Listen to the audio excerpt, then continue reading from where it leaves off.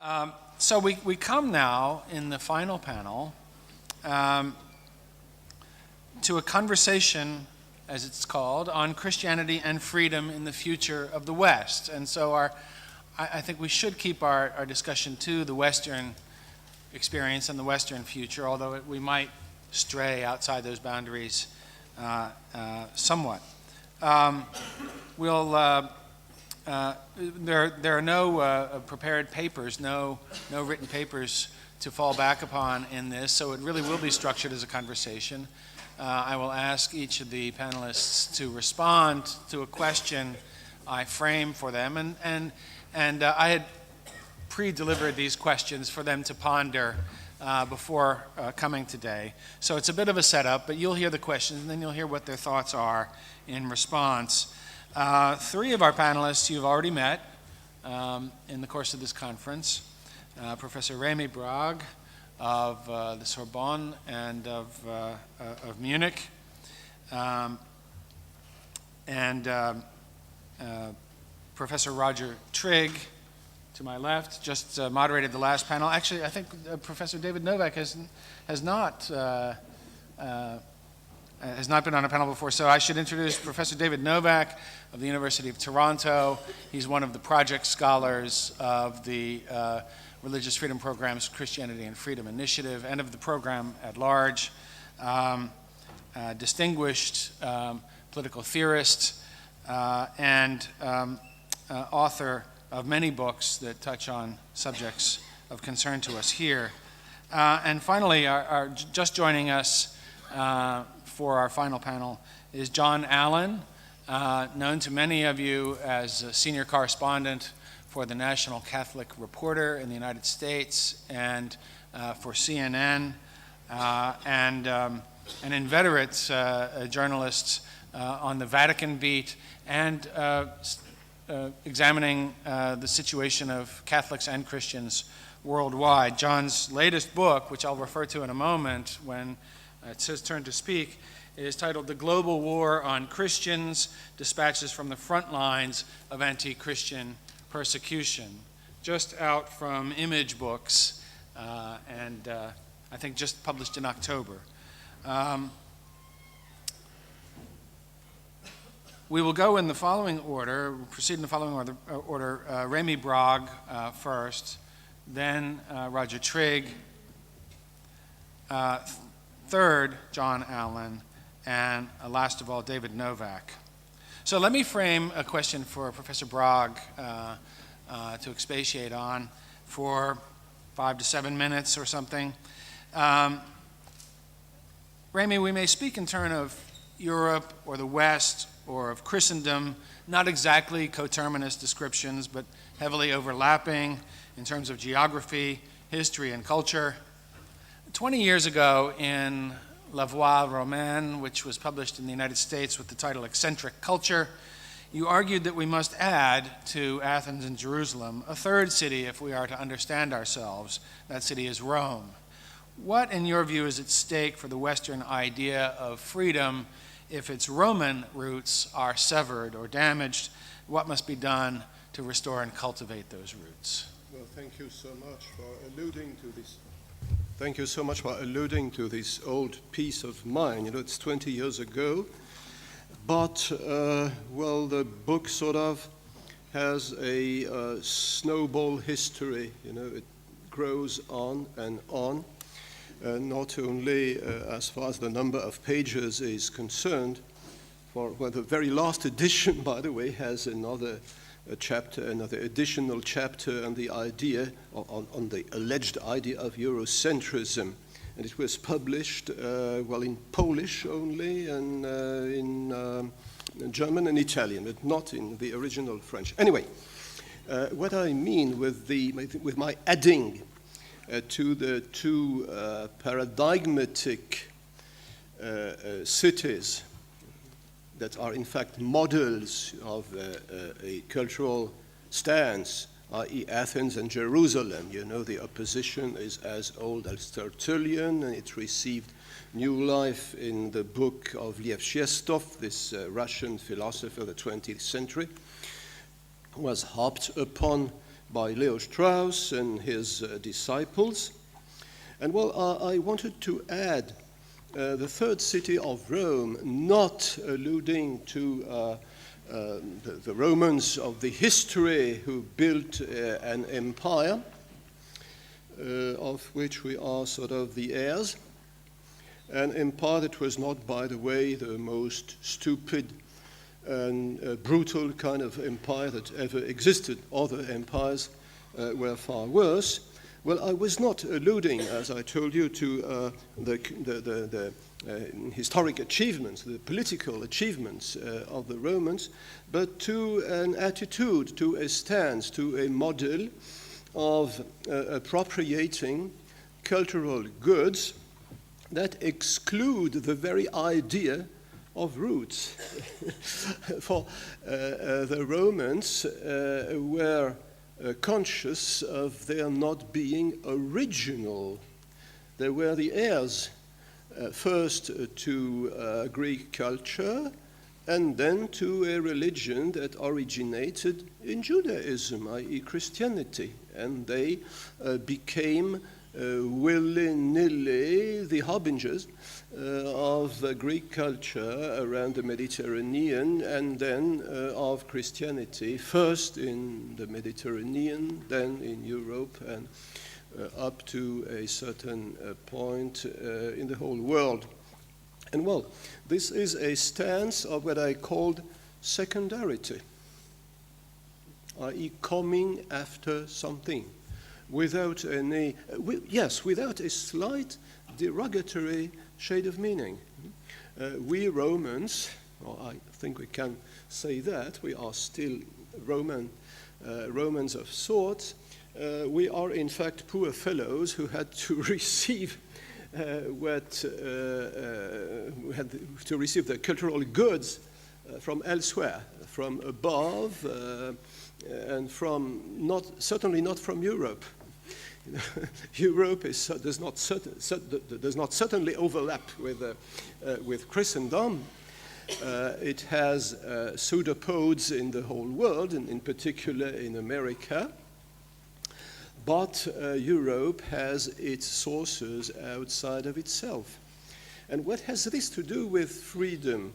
Well, this involves a certain model of freedom, precisely, of a free handling of what is one's own.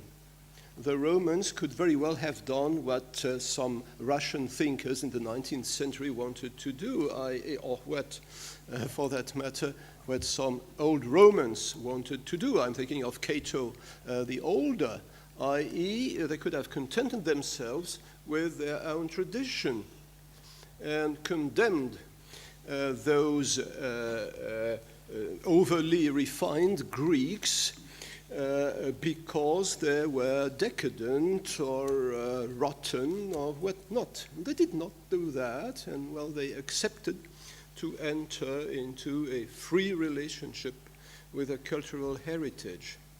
And this might be a model for the present-day West to keep alive a tradition that did not originate in itself, but that it received from above. Dixit, et non salvavi animam meam. Thank you, Rémi. Roger, in your most recent book, which is titled Equality, Freedom, and Religion, you have written of the church as presenting an institutional, one might say perhaps the model institutional, alternative to the state, providing and exemplifying a space for civil society in which otherwise isolated individuals may enter into a web of meaningful relationships with each other that are not merely political relationships or transactional in some self-interested, individualistic sense. As politics in the West, as you describe it in your book, becomes more and more consumed by atomistic claims of equality and freedom, what are the prospects for a more genuine and self-sustaining notion of human freedom being revived or restored? Well, I'm afraid I'm getting rather pessimistic about whether they can be restored. I do very firmly believe in the importance of civic institutions, of which churches and other religious institutions are the greatest exemplars. I noticed that the United States Supreme Court made similar remarks a couple of years ago about the importance of churches, religious institutions as being buffers between the individual and the state. But it's a paradox that the more you emphasize the freedom of the individual above all else, which is what I suppose liberal society does, the more actually you undermine intermediate institutions, and the state has to step in as being the only way of arbitrating between individuals. So the more you emphasize the freedom of the individual against institutions, the more the state becomes powerful and the freedom of the individual becomes less. Now, we find at the moment that what's happening in a very atomistic society is that there's great emphasis on equality between people, equality between beliefs, and that means that really, if you look at religion, all beliefs therefore have to be swept to one side because none can be made more important than another. Ken Starr this morning talked about two to three very important principles in the United States: equality and accommodation. Well, let me say that in Western Europe, particularly given the European Court of Human Rights jurisdiction, the emphasis is on not discriminating, on the importance of equality, but that means that religion is always trumped. Religious accommodation isn't taken seriously. Let me just give you one very quick example. There was a case about a civic registrar in London who didn't want to register civil partnerships. Lillian Adele was her name. It went actually to the European Court of Human Rights. So this matters for the whole of Europe, Turkey and Russia included. And they came to the conclusion that it was important to stress the right of not discriminating against people of a certain sexual orientation. That was of utmost importance. The question of religion and being free to practice your religion, to follow your conscience, was trumped by that. So there was no balance, no sense of accommodation, no sense of conflicting rights. Religion didn't matter at all. Let me just very quickly mention a few things that are happening in Britain at the moment on this.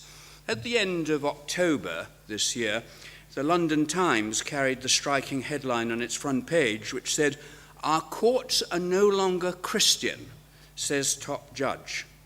Now, there was a time when that would have appeared very shocking, but that is the prevailing view amongst our top judges in the United Kingdom now. The new Lord Chief Justice said recently, "We're a court where we have to apply the law. The law is essentially a secular law, and it is our duty to apply law which is secular law." I just dispute that completely. I don't think that the law in origin or at the moment in Britain should be called secular, but of course if all the judges say it is, then that's how it becomes. And let me just quote another judge, president of the Family Division. He's been confronting the undoubted changes in attitudes to marriage and the family over the last 50 years. And he recently in London celebrated the fact that it was no longer the business of judges to enforce morals. He says, "We live in a largely secular society, increasingly diverse." And that didn't just mean that judges have to be impartial to people of different religions. I mean, impartiality to people ought to go without saying. It means that the judges oughtn't to bring any particular set of beliefs to the courts, let alone Christian ones, which again goes against over 1,000 years of the view that the common law and Christianity were very closely linked. Now, this isn't a question of privileging Christianity. We're just talking about basic principles, justice, mercy, things like that. And if the judges aren't appealing to Christian principle, I'd like to know what principles they are applying. I think it's just the public opinion of the moment. What reasonable people think, said this judge. Well, who's reasonable? It's who he wants to judge as reasonable at the moment. And that means, therefore, that you're in a situation of a shifting climate, really a shifting climate of relativism. And This is helped by the view, which again is prevalent amongst British judges, that religion is essentially subjective. Let me quote another judge. In the eye of everyone save the believer, religious faith is necessarily subjective, being incommunicable by any kind of proof or evidence. And in fact, he also went on to say, it lies only in the heart of the believer. The promulgation of law for the protection of a position held purely on religious grounds can't be justified. It's irrational. Prefer the subjective over the objective. It's divisive, capricious, and arbitrary. Religion is being pushed out of public life. It's subjective. It cannot take place in rational debate. This isn't a matter about religious people getting their way. It's, can they say what they think is important for the common good? No. That's the answer that's coming. It's subjective. It's a bit like saying, I like bananas. It's just about me. It's nothing about anything else. So religious people are being pushed out of public life, and the law is pursuing a rather independent course of secular values which are very insecurely based. As I said, they seem to be based perhaps on the shifting sands of public opinion. So therefore, to go back to this original question, about what are the prospects for a more genuine and self-sustaining notion of human freedom being revived or restored, well, as long as the public believe in human freedom, we're all right, but who's going to teach them that freedom matters and why it matters? Where are people standing? The family judge that I quoted, the president of the family division, said, of course, we're against such things as female genital mutilation, and he listed a few things, which I suppose it goes with the territory of kind of liberal judgment nowadays. But where was he standing to make those judgments? And I'm not sure. I mean, if we go back to the end of the last panel where we were talking about human rights, once you subtract the religious basis of human rights, they're floating. And I wonder if there isn't any basis for them, any basis in our view of why do humans have basic intrinsic dignity? What is the answer to that question? We think they do. Well, that's not good enough. And that's where we are at the moment. So I feel we're in a very dangerous situation, not just in Britain, but in Europe, because the European Court is pursuing this kind of legal judgment. And of course, Europe as a whole and the European Union are explicitly repudiating any idea of the Christian heritage of Europe. They don't want to get into that. Again, it's a deliberate marginalization, privatization of religion. It's all right if you do it in private and don't let it show. Otherwise, we don't want to know about it. Right.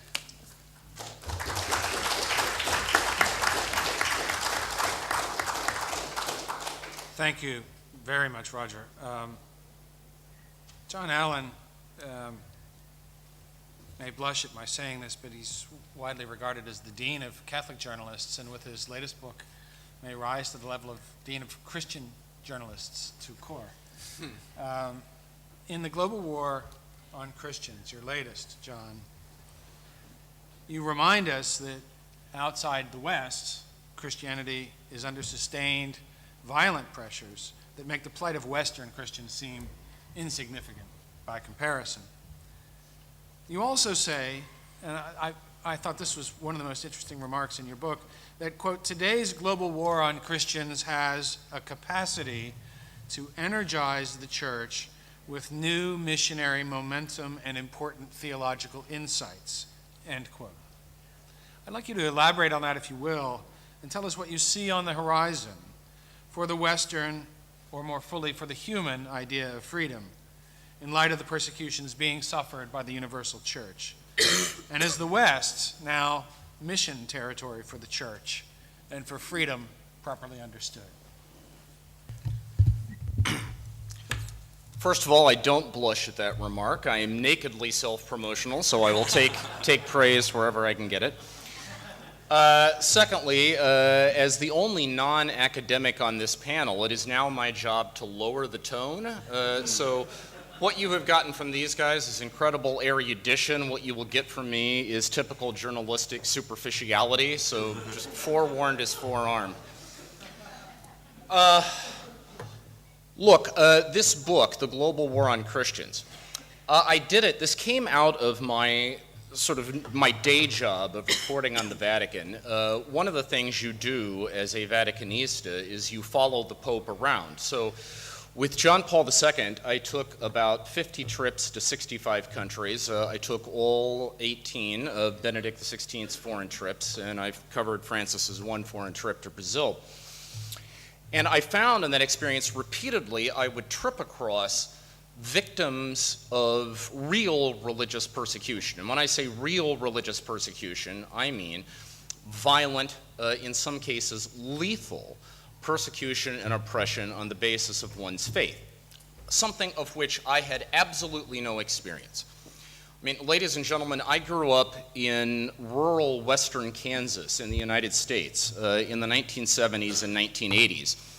My idea of suffering for the faith was eating fish sticks and macaroni and cheese on Fridays during Lent.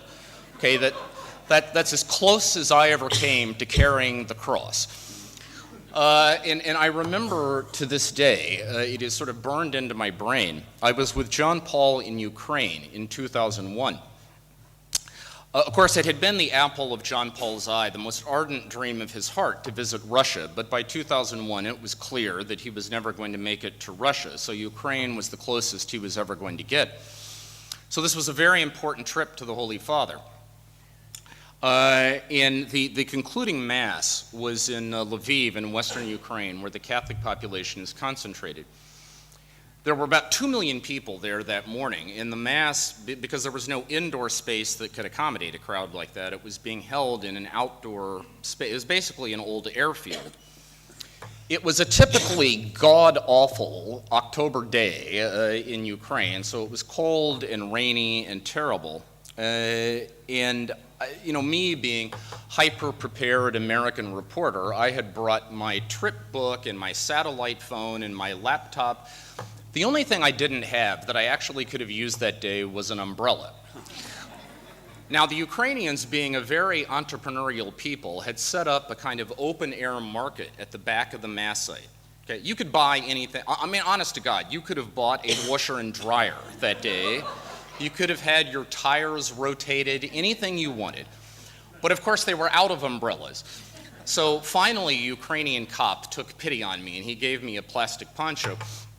And as I'm making my way back to the press tent, I catch out of the corner of my eye sight of a young woman. She couldn't have been any more than 21 or 22, who was on her knees by herself in this mud and rain and muck, and she was weeping. And of course, I was curious. So I waited for her to compose herself, and then I approached her and I asked, if she had any English or Italian, and she had some English. So I asked, look, I don't want to intrude, but could you just tell me what you're feeling? Because obviously something has affected you. And she told me that her grandfather had been a Greek Catholic priest. Of course, the Greek Catholic Church in the Ukraine is one of the 22 Eastern Rite churches in communion with Rome, so their clergy are married. So her grandfather had been a priest in the Greek Catholic tradition. He had been arrested during one of the periodic cycles of oppression during the Soviet era and shipped off to the gulags, where he was given a very basic choice. And the choice was he could either renounce his membership in the Greek Catholic Church and become a Russian Orthodox priest, which was the Moscow-approved form of religion, or he could be killed. And he made the choice that he was not going to renounce his loyalty to the Bishop of Rome. True to his word, true to their word, they killed him, but not in such a simple fashion as putting a bullet in his brain. That would have been far too merciful. Instead, they crucified him upside down on the gulag wall and left him to die over a period of several days in a kind of grotesque parody of Christ on the cross. This was not some martyrology from the 2nd century, ladies and gentlemen. This was the 1970s that we're talking about. And this young woman told me that the reason she was weeping was because she was imagining what had to be in her grandfather's heart that day, looking down from heaven and seeing the Holy Father stand on Ukrainian soil.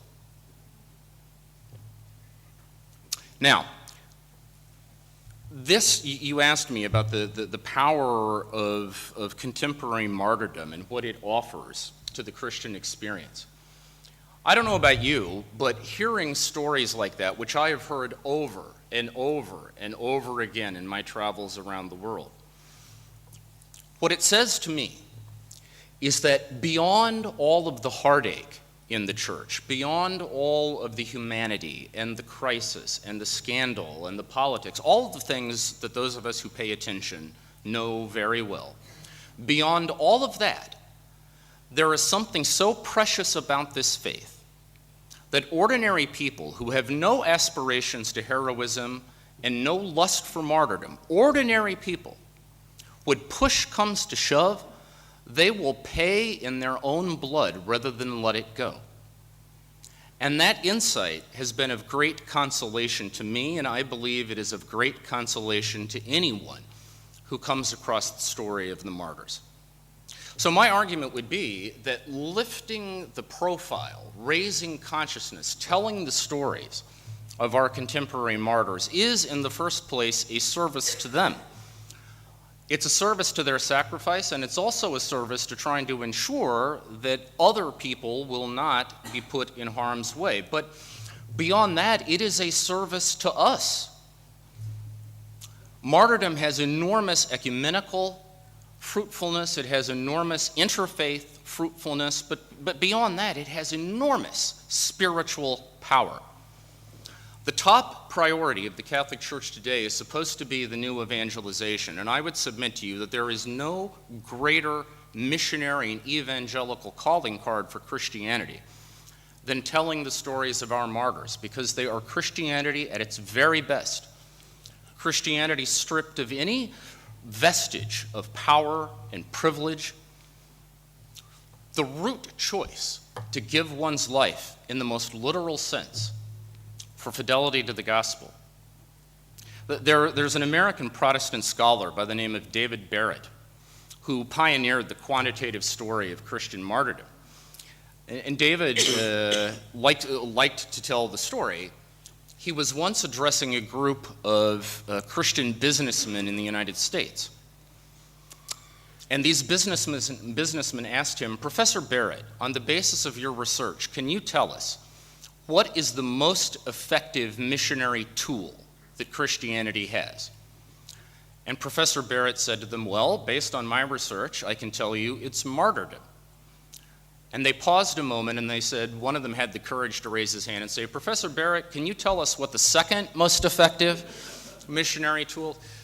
Listen, I mean, none of us, of course, aspire to martyrdom. But I will tell you this, we live in a time in which we are witnessing the rise of an entire new generation of Christian martyrs. The low-end estimate for the number of Christians killed in this world for their faith every year is around 9,000. The high-end estimate is around 100,000, which works out to somewhere between 1 and 11 new Christian martyrs every hour of every day. Now, we pray that we can do something to reduce that carnage, but at the same time, their witness is providing us the most incredibly powerful missionary tool that Christianity possesses. And so I think the challenge that all of us face is to try to make sure their stories and their sacrifice is not forgotten. Thank you.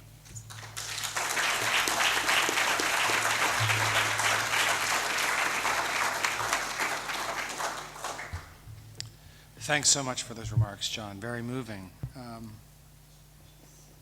Our last panelist is Dr., Professor, Rabbi David Novak, who's written so cogently about religious liberty himself. David, I'd like to ask you about something you do at the very beginning of your recent book, In Defense of Religious Liberty, published just a few years ago. You open the discussion in that book by writing of 3 ways of conceiving of this liberty. Now, I could not reproduce all 3 ways right now, but as I was looking at your book again, thinking about this panel, I was struck by something I hadn't really taken on board before, and that is that all 3 of your ways of conceiving of religious liberty are accounts of religious liberty in or of, or as a consequence of, one's membership in a religious community.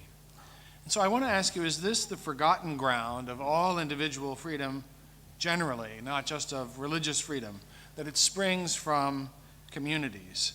And how does such a view coexist with regnant liberal ideas about freedom? Yeah, the question there in terms of religious liberty is very frequently misunderstood. We had a session over a year ago at the Berkeley Center, which I'm very honored and happy to be part of and part of this conference, where basically a distinguished American, Jewish it happens to be, constitutional scholar indicated that basically religious liberty was no different than the liberty to be an Aristotelian, a Kantian, a libertarian, whatever. And what I tried to point out there was that very clearly this is not the case. It was pointed out by Judge Michael McConnell also, this is not the case in American constitutional law. But that basically religious liberty is not liberty to be part of a community that looks to a transcendent source for its warrant. And that therefore, in this community, is one which is prior to my association with it. In other words, the very strong biblical Jewish doctrine of election means that the community has been elected by God. If I have been born into this community or born again into this community, my membership in that community does not depend upon my choice. My active membership depends on my choice. Am I going to respond to this covenantal election? So that therefore, this is what I'm claiming, and this is why religious liberty is so offensive to what I would call liberal statism. In other words, if religious liberty were really nothing but my ability to have a certain beliefs of my own, and even associate with like-minded people, a notion that somehow religious communities are a group of like-minded people coming together rather than being brought together by a higher source, I don't think that this would be a threat at all. But the threat of religious liberty is that I have a communal commitment to a community, which in the Jewish is called Knesset Yisrael, the congregation of Israel, and that's the term, by the way, where the ecclesia came from, Christians directly, virtually translation of it, and that my commitment to this community is prior to my commitment to the state. So that therefore, something that I've emphasized in my own work, there's a fundamental difference between covenant and contract. I am part of a covenant with the congregation of Israel. It is a covenant that, in my own case, being born of Jewish parents, was by birth, but I had the choice of whether I wanted to activate it or let it lie dormant. That is prior. My relation to the secular state is one of social contract. And I very much buy into a notion of social contract, provided it's not foundational. It's what enables me to be part of the social contract. Because could you make a contract with a person who is not living under a law that is not of his or her making? So that therefore my very membership in this community of election, this covenantal community, is what enables me in good faith to enter into a social contract with people who come from other revelations or no revelation in terms of the social contract, and to be working for the common good. And that is what is difficult to be understood. A late teacher of mine, Leo Strauss, pointed out something very interesting about the Enlightenment. He said that once an Enlightenment philosopher even recognized that revelation was possible, never mind real, even possible, that put an end to any totalizing scheme of a secular philosopher, because it meant that somehow or other there could be a greater source of knowledge, a greater source of authority. So my argument against those who would privatize religion is that it's basically undemocratic. A democratic state is a limited state. It assumes that, I think, that the citizens come from deeper communal commitments, which means that these communal commitments are sufficient, but there are necessities in a plural world to live with people from other traditions, or no tradition for that matter, and therefore come to certain agreements. So granted, when Jews had to cede in democratic societies, certainly rights of criminal jurisprudence and also a good deal of civil jurisprudence. But that was something that was understood. That goes back to the rabbinic doctrine of Dina Malchuta Dina, that the law of the kingdom or of the state is law in those areas where it has proper jurisdiction. But I know that in Canada, when people start speaking about that somehow or other commitments of people like myself, which become traditional Jews, Christians, Muslims, Hindus, Sikhs, and whatever, that somehow or other that, well, we're not in violation of Canadian law, but we're in violation of Canadian values. I'd like to know where these values came from, and why are these values can basically trump my constitutional rights to basically not only practice my religion, but also to bring its insights into the public square as long as I can make a decent argument. The point there is that I can argue in the public square for various moral norms based upon their rationality. And if somebody says, well, but you got that from your religion, yes, I said, I believe that these are divine commandments, and God had very good reasons for commanding them. So therefore, under those circumstances, I am not reducing my morality to deducing it from theology, but rather my theology informs moral decisions and consensuses that I can work out with other people from other traditions or no traditions. So I mean, it becomes the most important thing. But in terms of just in conclusion to the remarks now that you referred to my book, I referred to my book of 3 kinds of religious liberty. The first kind of religious liberty is basically the most fundamental religious liberty, and that is that as a member of Knesset Yisrael, of the Congregation of Israel, I believe that God has liberated me from death. That has liberated me from death, that if I remain faithful to the covenant, I will be liberated from death, that I will be worthy of the world to come. And understanding that I've been liberated that I've been claimed before I can make claims is something that is extremely important. So my first claim is that I can practice my religion, what we would call rituals, and that's usually not too problematic. But that I also can make moral claims in society based that I've derived from my tradition, but my tradition had very good reasons. The God who commanded this tradition had very good reasons for making these type of claims, and that becomes the exercise. But the most important thing is that one must be liberated and believe himself or herself to be liberated by God Himself before one can make claims upon others to basically allow me to exercise the liberty that has been given to me, which I didn't give to myself.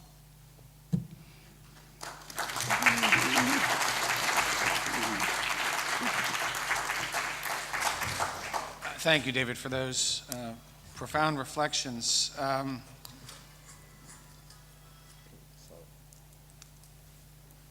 You make me think of something that Rémi Brague said yesterday evening about the God of the Bible liberating us under His law. And you also make me think of something that Judge Starr said this morning about those school children in West Virginia in 1943 who said, we belong to this community that believes God has given us these commandments that tell us it is idolatry to physically salute the flag and say the Pledge of Allegiance. We must be true to that community above and before any competing claims of the state. And so I think that that our panelists are making remarks that are readily tied together. Roger's remarks reminded me, although he did not use the phrase, of Pope Emeritus Benedict XVI's phrase, the dictatorship of relativism. What happens, I think, when communities of believers are fragmented into individual subjective rights claimants and treated as making no claim in objective reality, but simply having tastes that the laws and the courts must adjudicate, we find that we're in the grip of the dictatorship of relativism, but what pinches is not the relativism, but the dictatorship. And this is where we are tending. Rémi, you spoke of Rome as having the quality of secondarity, of being a civilization that inherits and adapts and has a kind of free handling of what it has inherited. But we may be risking now, with the trends we're seeing, descending into a kind of tertiarity in our civilization, in which we do not inherit but simply willfully choose principles that suit our passions, rather than reflecting on our common humanity and our belonging to the various communities that unite us. And this brings me back to John Allen, whose comments so moved me about the missionary power and the inspirational power of the stories of the martyrs and the blood of the martyrs. They also represent a cautionary tale about a road we may travel down if we're not careful in the West. So I thank all the panelists for these remarks, and I'd love to hear questions from the audience now, and we'll proceed with a larger conversation that includes more people. Yes, right in the center here. I would like to direct my question to John Allen in particular, and to try to see that there could be emotions that can possibly arise from a continuous thinking and reflection on some of the occasions of martyrdom that arise in most of our societies and environments. How do we balance the tempo, and how do we manage that as Christians who are obliged to try to fetch inspiration and encouragement from the stories of the martyrs? How do we sustain our emotions, and how do we continue to benefit from a continuous process of reflection on the available stories that we have? Thank you. Well, first of all, let me make it clear that I am not anybody's idea of a spiritual guide. So if you want great spiritual depth, I'm probably not the place to go to for it. But what I would say is, I think the first point of departure, you asked, how do we continually derive benefit from these stories? I think the first thing is by telling them. I mean, listen, let me speak now as an American. One of the things that I find enormously frustrating sometimes about American conversation about religious freedom is that we tend to frame the conversation in exclusively domestic terms. And while there are real church-state tensions in the United States, and Matthew, you're absolutely right. I mean, there is a kind of danger of a slippery slope here, and I think it is completely legitimate to ask whether a society that starts nibbling away at the freedom of faith-based institutions, which is typically our problem in the States, whether in the long run it can be relied upon to uphold the religious freedom of individuals. Cardinal Francis George of Chicago famously, in 2010, said that he expects to die in bed, he expects his successor will die in jail, and he expects his successor will die a martyr in the public square.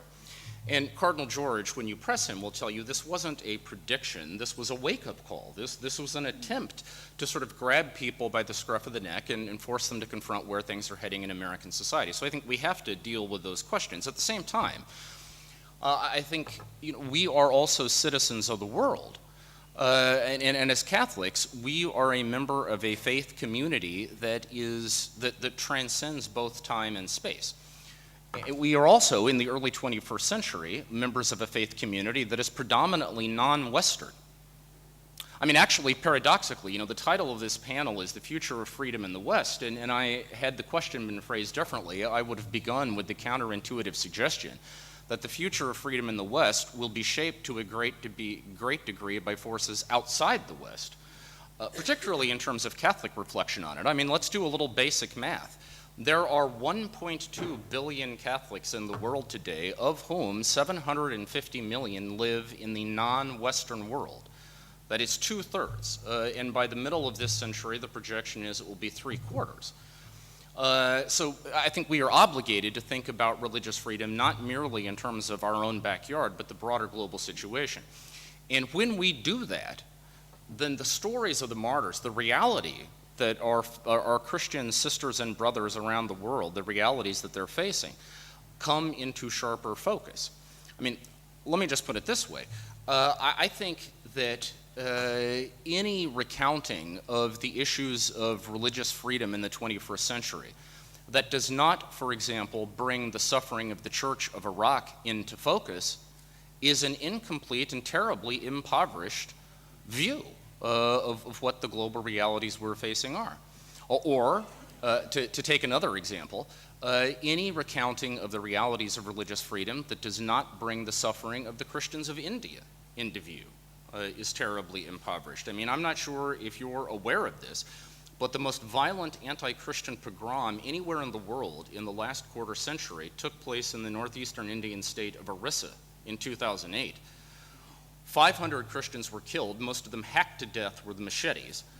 Thousands were injured, tens of thousands were driven into refuge for months in a nearby forest. Hundreds of churches, social service centers, schools, Christian-owned businesses and homes were burned to the ground. And in this case, of course, not driven by Muslim radicalism, but by Hindu radicalism. I mean, we have to tell those stories. And I will tell you that when I move around, and I have had the privilege of being on the ground to talk to survivors of these kinds of attacks over and over again. And, again, me being Mr. Pragmatic American, I will always ask them, what can we do for you? That's the can-do American question, right? What can we do for you? And usually I expect them to say things like, well, give us money, or get us visas so we can get the hell out of here, or, rebuild our churches, or whatever. And if you press them, they will get to those things. But the number one thing these people always say is, don't forget about us. Don't forget about us. They have a profound sense of having been cut loose and abandoned, and that no one cares about their fate. I was just recently with a group of Syrian Christian refugees in a camp in Lebanon. People who packed their bags and left homes having no idea if they would ever be able to get back. And over and over again, this was their message, just please don't forget about us. So I think the answer to your question, let us not forget about them. And if we do that, my point is this is not just an abstract gesture of solidarity with suffering people, although it is that. And this isn't just a matter of human rights, because it is also that. I mean, I think we Christians have a special obligation to be concerned for anti-Christian persecution. But just as you didn't have to be Jewish in the 60s and 70s to be worried about dissident Jews in the Soviet Union, and you didn't have to be black to be worried about apartheid in South Africa in the 80s, you do not have to be Christian today to see this as a transcendent human rights cause. So there's that. But beyond the value that we can bring to, in terms of solidarity and relief to suffering people, telling these stories is of enormous value to us. Now, I'll end with this, one final, just to illustrate my point. Sister Leonela Scobarti. I don't know if that name means anything to you, but Sister Leonela was a Salesian missionary who was shot to death in Mogadishu in 2006. This was part of the global backlash to Pope Benedict's Regensburg speech. At the time, Sister Leonella, an Italian Salesian missionary, was the only Westerner left in Mogadishu. Everybody, all the NGOs and, you know, everybody else had pulled out. She was working at a hospital, by the way, the client base of which was 99% Muslim. She knew that she was putting her life on the line every day, but she refused to leave these people. Her best friend was a Muslim father of 5 who functioned kind of as her driver and her bodyguard. So when Al-Qaeda came for Sister Leonella in this hospital in September 2006, when they opened fire, he tried to protect her with his own body. So the first 3 bullets hit him, and then the next 7 bullets hit her. They died together, their blood mingling together on the hospital floor. And her last word actually, repeated over and over and over again, was perdono. Perdono. I forgive. I forgive. I don't know how you can come into contact with stories like that without being moved by them, and I don't know how someone who does not know Christianity from within would not be made curious hearing a story like that. What is it about this faith that would inspire someone to a gesture like that? So my answer to you is how do we take maximum advantage of these stories? The answer is by telling them. By telling them, in a culture that often doesn't want to hear them.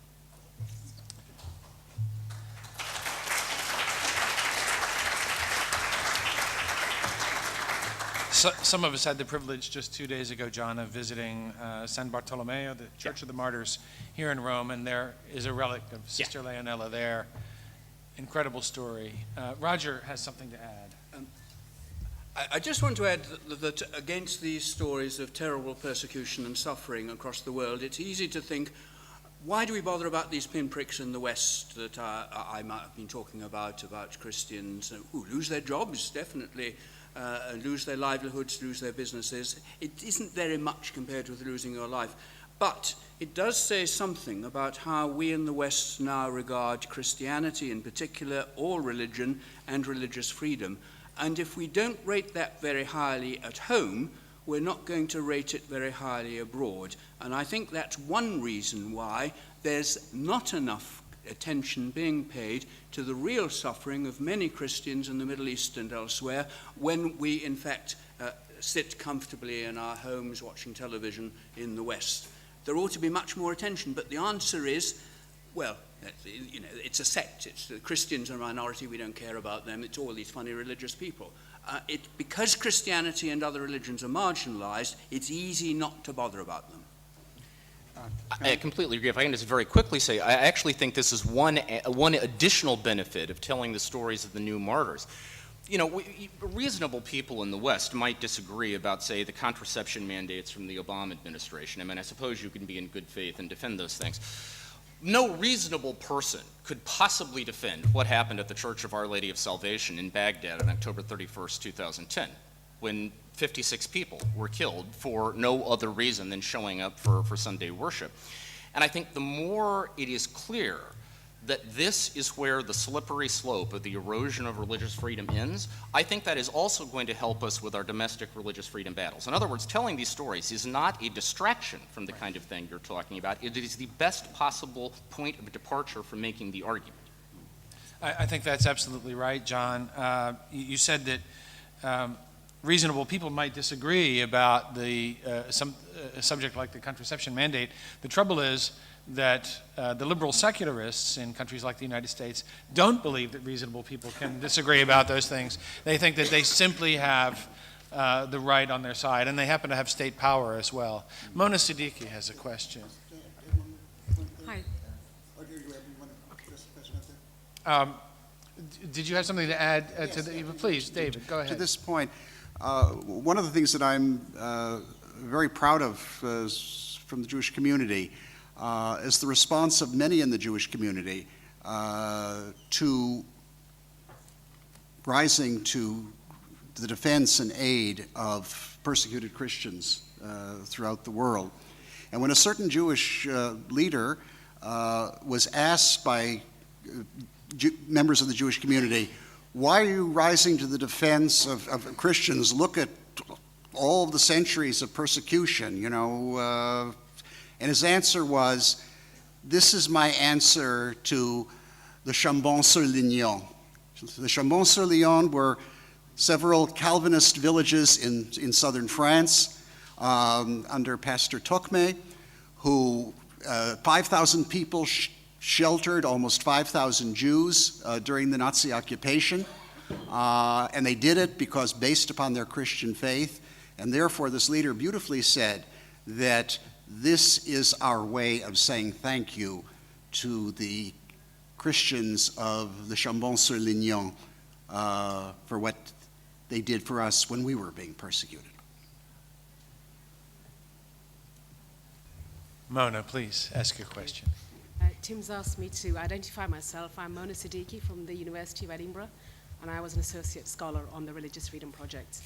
One's just a comment, which is that it seems what we've been hearing all day today is not the persecution of religions by the state or by civil society, but actually by other religions. And we have to kind of grapple with that. How is that happening in the world? And that leads me to the second point, which is that part of the problem of certain types of these debates is that they're so polarized. You have the religious world, which is a monolith and which thinks of freedom of conscience, etc., as if the secular world doesn't have conscience. And I would say that the state and the courts as well are also acting with some kind of moral impulse. It may not be a moral impulse that you agree with, but in the UK, for example, when there is no legal definition of religion, how does a court decide in all the diversity of lived religions, so all the perspectives that Christianity brings, all the perspectives Islam brings, how, and you know, on that point I would say equality under the law is not some relativist view. It is a really difficult struggle because, as we all know, most of us don't have equality under the law. It may be that we have it in theory, but it's still a struggle. So I would be rather wary of kind of bipolarizing this debate as if it's solely religious conscience that matters and no other kind of conscience or moral impulse matters, or that they're two poles apart, because very often they're not poles apart. They just use different tools. Mona, I have to say I'm glad for that intervention of yours, because I agree with you entirely that that conscience as such is what we must rally to the defense of. Religious conscience seems to be the paradigmatic case of conscience as such, but people of faith must remember that all their fellow men and women, also made in the image and likeness of God, but perhaps not themselves being believers, have this law written on their hearts, as St. Paul says, and respond to that law with their own attachment to conscience and refusal to do evil as they see it or to be swayed from the good as they see it. But you also remind us, and I'm glad you did, I was thinking of this as John recited the story of what happened in Orissa State in India in 2008, or what happened in Somalia to Sister Leonella, that it's not simply the state that is the nemesis of religious freedom and the free conscience, but other believers in broken civil societies banding together to persecute their neighbors. And so we have to recall also that while the state may be our problem, the state must also be powerful enough to enforce justice and the rule of law. And of course, it must have an interest in doing so and a principled basis for doing so.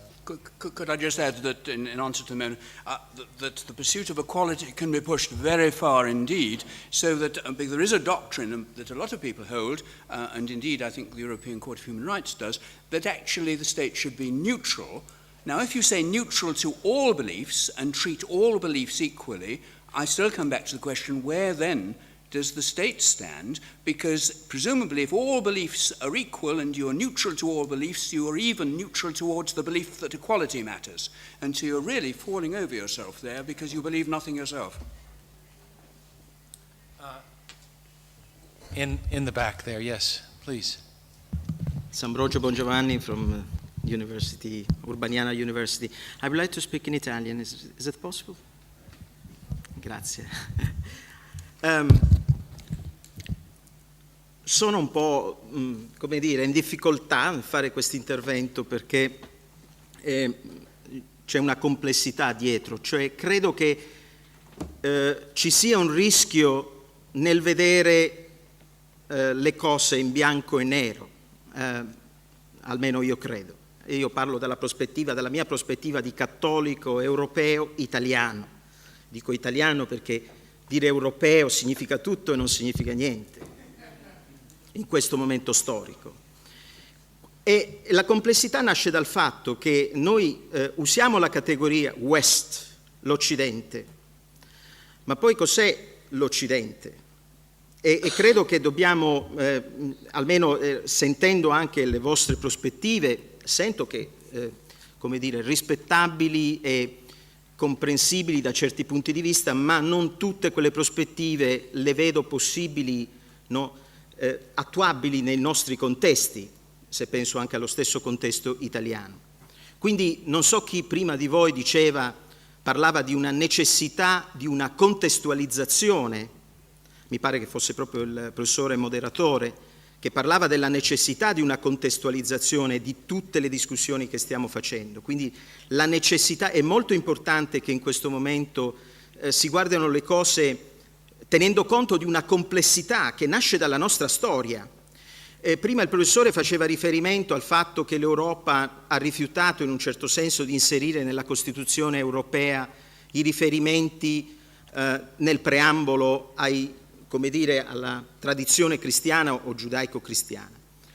Io personalmente, ovviamente, mi avrebbe fatto piacere se ci fossero stati questi riferimenti, però non penso che sia stato un fatto di superficialità.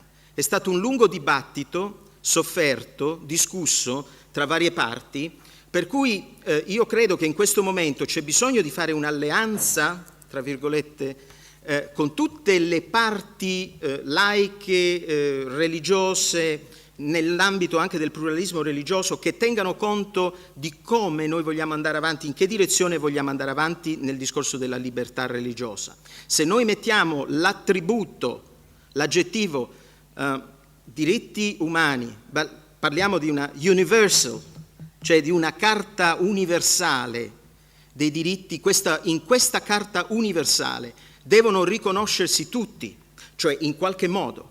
Per cui è necessario che si faccia ascolto a quelle che possono essere le istanze che vengono da questo punto di vista. 30 secondi per dire un'altra cosa. Nella prospettiva italiana, per esempio, che è stata sofferta, come sapete, perché la rottura con lo Stato italiano nasce sul conflitto con lo Stato, con la religione, con la Chiesa. È doloroso conflitto. E negli ultimi tempi questo doloroso conflitto è stato in un certo senso risolto, perché la Chiesa stessa in un certo senso riconosce, almeno parlo della Chiesa cattolica italiana, riconosce questa distinzione tra lo Stato e la Chiesa.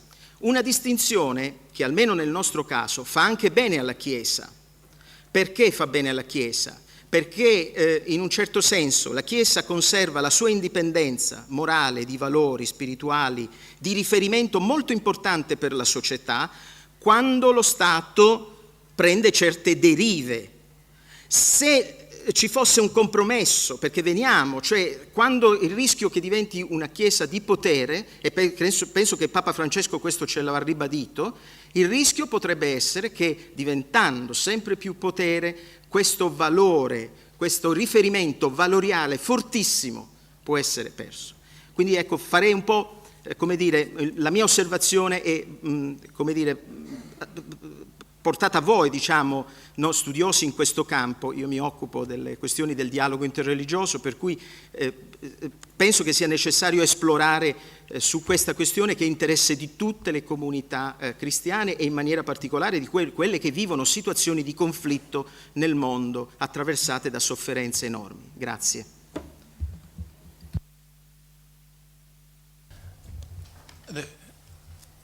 The questioner makes some very interesting observations about the European situation and the context of secularization, lay interests juxtaposed with religious ones in the European situation. I'm actually reminded of Rémi Brague's recent article in the American magazine First Things, where he asks the question whether a secular society is possible, and he gives the answer no. So I'd like to ask Rémi if he'd care to respond to the observations from the audience. Well, with great pleasure. Well, first of all, you've not asked a question, properly speaking. You've made an observation. These were your own words, osservazione. And then I would like to make one, the best, and in my opinion, the best and most convincing person who has stood for the Christian identity of Europe is a Jew. That's the legal scholar Joseph Weiler, who, by the way, has written his book, or the last redaction of his book, directly in Italian. It's been translated into other languages. See? And well, then, I would hate to simply to summarize what I already printed in the last article I gave to First Things. But I think this brings us, we already were brought to the heart of the matter, i.e. to the question, before we try to defend religion, we should ask whether we should do that. Is a totally secular society feasible? And the question was asked quite explicitly in the last panel, i.e., but we, for obvious reasons of method, or they stopped before we're bringing into account the future. They asked, well, was there a Christian influence in the past on the Western legal system, Western political system, and so on and so forth? Well, the question about the possibility of a secular society is an old question. And I was surprised, by the way, that the name of Pierre Bell was not mentioned in the last panel. You know, you mentioned Locke and other people, implicitly Grotius. But Pierre Bell was known in the late 17th century for a paradox that he had developed in an essay on the occasion of the apparition of a comet, an ominous comet. And the paradox is the following. One, a society, a body politic made of atheists would be possible and perhaps even easier to govern than a society of religious fanatics. Okay, the arguments lie on the political conception of Thomas Hobbes.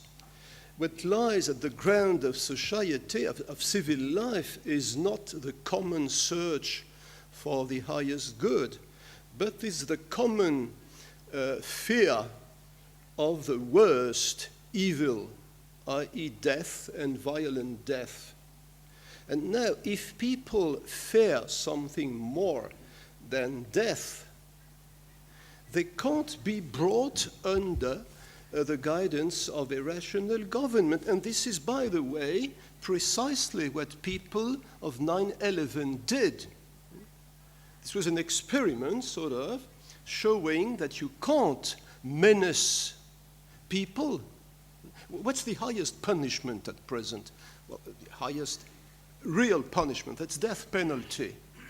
And, well, you know, not all states, even in the US, have death penalty. But the worst kind of punishment is death penalty. What happens if people don't fear death? If they prefer, well, to enjoy the virgins of paradise, if they are more, if they get colder feet when they think of hell than when they think of the electric chair or other devices, what happens? And well, the question that has to be pushed forward. And I won't allude anymore to Pierre Bell, but to a sentence I found, to my surprise, in Rousseau. In his treatise on education, he puts on the stage a curate from Savoy. And, well, there's a footnote, a long footnote at the end, in which he takes up the trite comparison between fanaticism and atheism. And he concludes his reflections with the following sentence: atheism doesn't kill people, but it prevents them from being born. Rousseau was somewhat optimistic, somewhat naive as far as atheism is concerned. For we've experienced, or our forefathers have experienced, political regimes that were strictly atheistic, even militant atheistic, and the records of which, well, reduced the performances of the inquisitors and crusaders and people of that ilk to the level of a choir boy. But his sentence on atheism preventing people from being born keeps its actuality.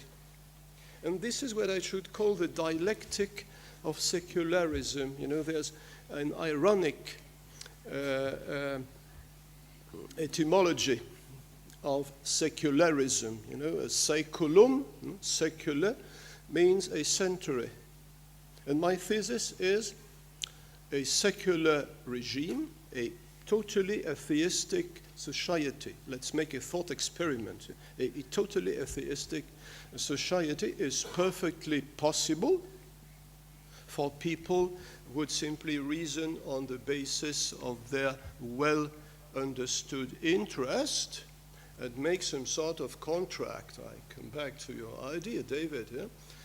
I won't kill you, but please don't kill me. Okay, that's a give and take. Don't rob me of my property, but okay, you'll do the same. Well, that's very fine. But my question is, how long would such a regime, how long would such a society last? And my answer, well, exactly 1 century. For the people would not have any reason to perpetuate life. What is a totally secular, atheistic worldview? Let's imagine a totally atheistic interpretation of natural history. I'm not alluding to Darwin. I'm alluding to an atheistic interpretation of Darwinism. We, the speakers at the present panel, are the result of chance. Chance is a nickname for the interplay of blind physical forces that did not want to produce us. They didn't give it down.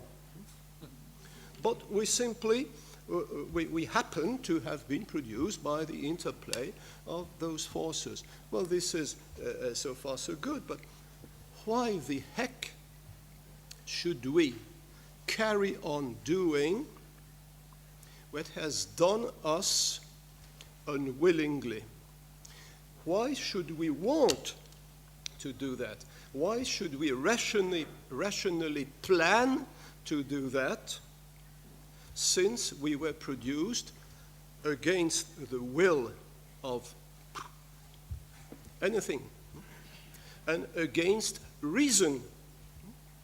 For the world was not created in logos, according to this worldview, but haphazard. We would have no reason to go further. And if we did, which could happen, we would betray our own rationality and our own liberty, so that the future would belong to the twits, which I don't want as a philosopher. The Reader's Digest version of which Reader's Digest condensed version of which is a society that has no faith, has no future, because it hasn't any interest in a future. Because it doesn't want to have any. No, I would just add a footnote to Rémi's remark, and that is that how could one have any long-sustaining purpose, one of which would be to have children, in an otherwise absurd universe? It just caves in upon itself. So therefore, precisely, those who really believe that their existence is a total accident in an otherwise absurd universe, how on earth could they have sustained purposes in living? It would seem that the only alternative would be immediate gratification. And all of those of us who are parents know that having children is not immediate gratification. It's a long-term projection. And we love our children. Yeah. Chesterton spoke of tradition as the democracy of the dead, the living, and the yet to be born. But this is only vital in a society that has the faith in the future that gives it a respect for its past. And could I just add, this is no doubt a reason why the birth rate is falling in a lot of Western societies. It's actually happening in practice. Exactly. I think that I'm, yes? Go ahead, Rémi. Perhaps I could restate that in another, more humorous form. We've looked, we Western people at large have been looking for centuries at present, or for 2-3 centuries at least, for autonomy. Okay, well, autonomy is something excellent, but the conquest of autonomy leaves open the choice between negative self-determination and positive self-determination. That's the choice between, let's say, self-fulfillment, self-improvement, and suicide. Okay. And well, I don't know what's the English for humour noir is, Galgenhumor, would I say in German, but let me... Gallows humor. You can say gallows humor. Gallows okay. humor. Well, that's the same thing, gallows humor. Yeah, okay, well, let me indulge in a bit of that, let me compare from a merely economic point of view suicide and self-improvement. If I want to improve my body, for instance, I'll have to go to the gym and to do all kind of unpleasant exercises. I'll sweat. I'll give up starchy foods. I'll give up pastry and no more tiramisu and so on. And this will last as long as I will stick to the diet. And as soon as I give up the diet, okay, the weight comes back. If I want to improve my morality, well, that's still worse.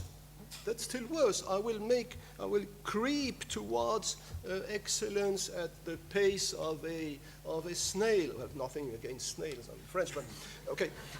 And as soon as I will stop, pay attention to my own moral health, okay, I will sin again. I will do all kind of horrible things, or perhaps still worse, all kind of stupid things. Okay, if I want to commit suicide, I'll get a total transformation in almost no time. And with the help of things that can be found in any shop for a song. From the sheer point of view of the comparison of input and output, well, suicide wins offhand. So I must have something to tip the scales in favor of life, in favor of effort, to carry on living and to give life to the next generation. And in my opinion, and I'm not the only one to contend that, what could tip the scales is this fellow who said after 6 days of labor that the Weltstoffmord was very good, not only good, but very good. If we do without this fellow with a capital F, well, I'm rather pessimistic about our future. We have just a few minutes and perhaps one more question. Is that for me? Great. I'm Dwayne Alexander Miller, and I have spent much of the last 3 or 4 years, John Allen, doing research among Christians from a Muslim background in the Middle East. And they have a pretty harsh criticism of the Catholic Church. What they say to me is that when they go to the Catholic Church and they ask for scripture, they ask for catechism, they request baptism, they request to be incorporated into those communities, they are turned away. So I wonder, how can you call for mission for telling the stories of martyrs when, at least in the Middle East, according to these converts that I have met and talked with over the years, they would say no, because your clergy and bishops will not accept new converts? Well, of course, we have an eminent representative of the church in the Middle East who's going to address this soon. So I think in some ways it would be better to let him speak for the policy of the church in the Middle East. But let me say, what you're describing certainly tracks with my experience. I would say it is not just the Middle East, by the way. I mean, we have a similar, we as in the Catholic Church, have a similar no-growth policy, for example, in Russia. I mean, you may know that Russian Orthodox people who are interested in Catholicism, if they show up at a Catholic parish, clergy in Russia are instructed to send them back to their Orthodox Church of, I mean, you almost have to storm the Bastille, to be accepted into the Catholic Church. And of course, this is motivated by sensitivity to the social realities of these parts of the world, where we have very complicated relations with the other. In Russia, it's the ecumenical other. In the Middle East is the interfaith other. And we're trying to be sensitive to all of that. And look, I think Christianity is at its core a missionary religion. So the notion that you would have an ecclesial milieu in which welcoming those who appear to be attracted to the faith is somehow discouraged certainly strikes me at a minimum as counterintuitive, and I would want to have a conversation about it. On the other hand, I am also profoundly conscious of the fact that it is very easy for me to draw these conclusions because I don't have to live in those neighborhoods. And the one thing I would say is that when we in the West frame our thinking about the realities that are facing our Christian sisters and brothers in the other parts of the world, the fundamental point of departure for all of that has to be conversation with those people. And I don't just mean about ecclesial policy. I'm also talking about foreign policy. I mean, one of the things that frustrated me, and again, I will speak as an American, is that not so long ago, the drums of war were beating in the United States with regard to Syria. I mean, we were on the verge of going to war in Syria, and for all we know, we may still do that.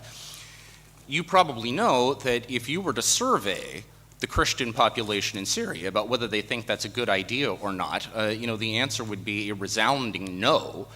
And this is not because they have any particular affection for the regime of Bashar al-Assad, but it is because, seen through their eyes, the choice is not between democracy and a police state, it's between a police state and annihilation. And in that calculus, it's no surprise why they prefer the police state. So I think, in the abstract, I think it is easy to draw judgments about modes of organizing ecclesial life or modes of organizing political life that to us seem troubling. And there may well be a legitimate conversation to be had about where we need to go with this, but I want to make sure this cornerstone for the conversation is on the table. The conversation has to be had with the people who are most directly affected by it. And this message comes from them, not from me. Oh, I know. And they do become Christians, just not Catholics. But all I'm saying is that there would be other Christian leaders in the Middle East and in other parts of the world who, because of the local situations they face, would be a bit hesitant about anything that would smack of proselytism or kind of aggressive missionary effort. And of course, it is a fact that we sometimes go too far. I mean, there's a famous story from Saudi Arabia a few years ago where there was a group of gung-ho evangelicals from the Philippines who were walking around the streets of Riyadh tossing Bibles over people's walls, which in some cases like hit people who were on the other side of, so we were literally hitting people over the head with the gospel. So sometimes, there is a legitimate conversation to be had about, how we go about presenting the faith. Again, I would say that to me, any ecclesial policy that discourages the missionary imperative, to me, that is de facto suspect, okay? But I would also want to have the conversation about how that plays out with the people who are most directly affected by whether we zig or zag, because I'm also aware of the danger of drawing conclusions in the abstract that don't reflect the experience of the people who have to live with the consequences.